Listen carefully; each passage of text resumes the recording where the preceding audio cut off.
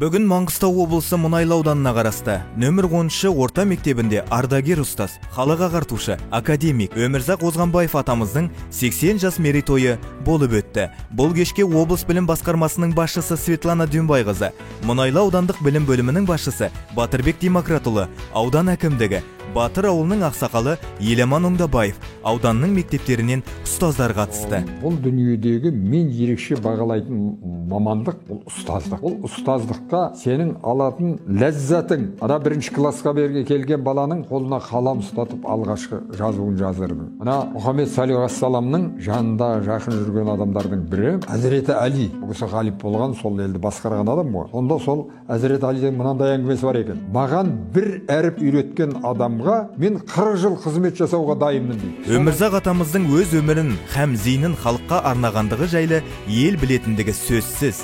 Дүниеге келгеннен осы уақытқа дейінгі аралықта атқарған жұмыстарын сүзіп өтіп, бар еңбегімен көрермендер таныс болды. Ұстазымыздың су жаңа жарық көрген 5 томдық кітабының қысқаша мазмұнын өзі айтты. Содан кейін 1822 жылы қазақта хандық болмау керек деп хандықты таратады. Сонымен бассыз қалған ел қалай айдайса солай жүретін шамаға келеді. Өмірзақ атамыздың бұрынғы білім саласы мен қазіргі білім деңгейін салыстырмалы түрде көрсетіп, бір қуантып қойғаны жасырын емес. Басқарма басшысы, аудандық білім бөлімі және мектеп директоры халық ағартушысының өз қолынан алғыс хатқа ие болды. Азаматтардың тілектеріне өзімнің ризашылығымды білдіріп, алғысымды айтып келеді.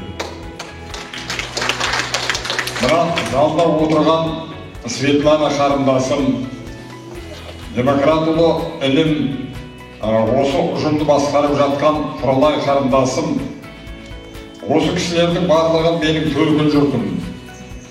Төркін жұртым деп есептейтін себебі менің бүкіл өмірім білім беру саласымен байланысты. 80 жылдың 63 жылы педагогикалық өтіл болып саналады. Кеш соңы әсем әнмен тәтті күйге, мың бұралған биге жалғасты және мектеп педагогтерінің дайындаған арнайы хор әні көрініс тапты.